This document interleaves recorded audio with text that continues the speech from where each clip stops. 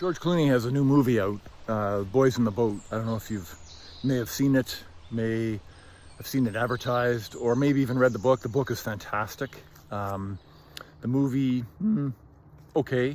I think it's just one of those cases, right, where so often the book is just so much better than the movie. And, I'm afraid, I think this is one of those cases. And for me, what was the big obstacle was just the rowing scenes. And maybe that's unfair to judge it on that, but when you understand rowing, when you've been around it a long time, and then you see it portrayed on the screen like that, it's sort of like, oh goodness, are you kidding me? You couldn't find, it's a bit amateur, but hey, they gave it a good shot. But I tell you, it just blows my mind that of all the movies that Hollywood has put out around sports, they've pretty much ticked every sport, but rowing seems to remain elusive in terms of someone being able to do it well. So I don't know, it was a nice shot, George, but you missed it. And maybe someone else is going to give it another try someday. But it's not what I wanted to talk about, right? The quality of the rowing. What I wanted to talk about were some of the themes. It's an inspiring story. It's a true story. It's set in the Great Depression, 1930s in the U.S., Northwest, Pacific Northwest, University of Washington. Bunch of young kids go out for the rowing team. If they make the team, not only did they get their school paid for, but they get a place to live and they get food. And for a lot of them, it was about survival, right? And so rowing was a means to survival. And lo and behold, they put this team together and they are impressive, right? They go on to win just a ton of races. They win the national championships, and they actually end up earning the right to go to the 1936 Olympics in Berlin. And I won't tell you what happens, but you should read the book or watch the movie. It's just, it's just such a cool story. But the piece I want to focus on is the coaching. No surprise.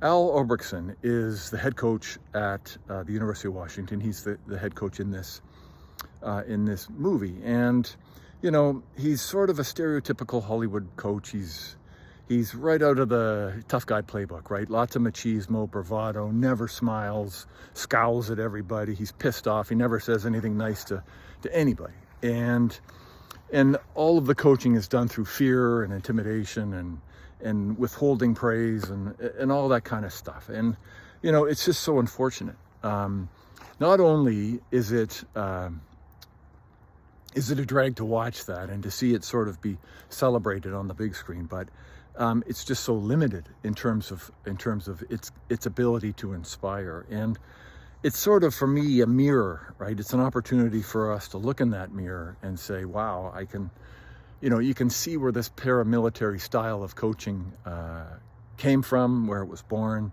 why so many people bought into it. And you can also see the limiting bits as to where it falls short. It's successful, it works, it'll motivate people. I mean, goodness, it worked for him.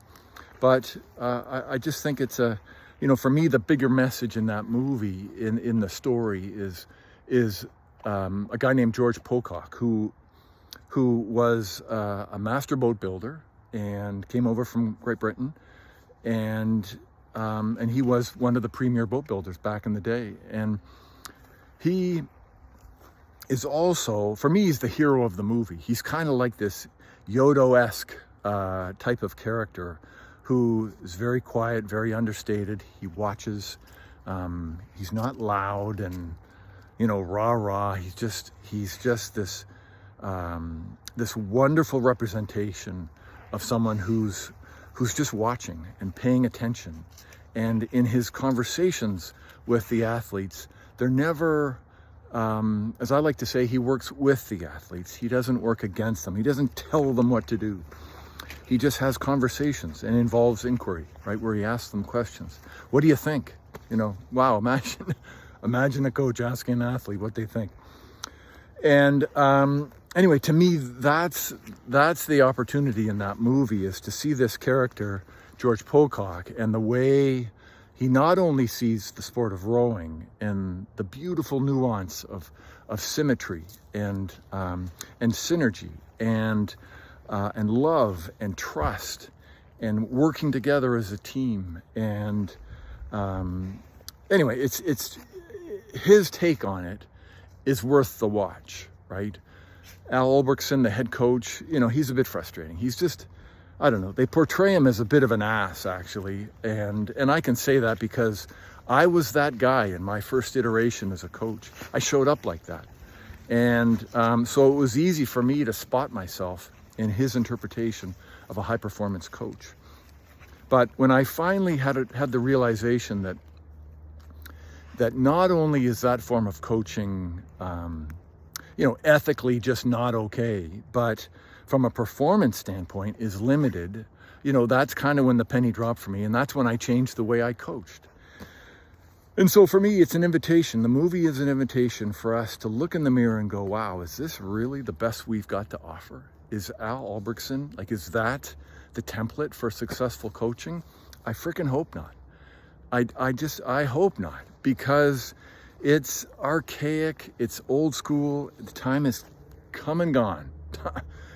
Done. No more like that. We need to step into the world of George Pocock, even though he's the old kind of, I don't know, just quiet, understated character in the movie. He's the man. He's the guy who understands. He's the one you want to pay attention to. I found him more inspiring than anybody. Just his take on rowing and his take on life. He is that guy to connect the sport and life metaphor, because he gets it. He understands, he just understands how it works. So that alone is worth a watch. Okay, so, take care of yourselves. Share the love. Maybe have a look at the movie. And I'd love to know what others think. Maybe I'm just a rowing snob, I'm not sure. I'd love to hear about it. Okay, we'll see you this time next week. Okay, thanks everybody. Bye-bye.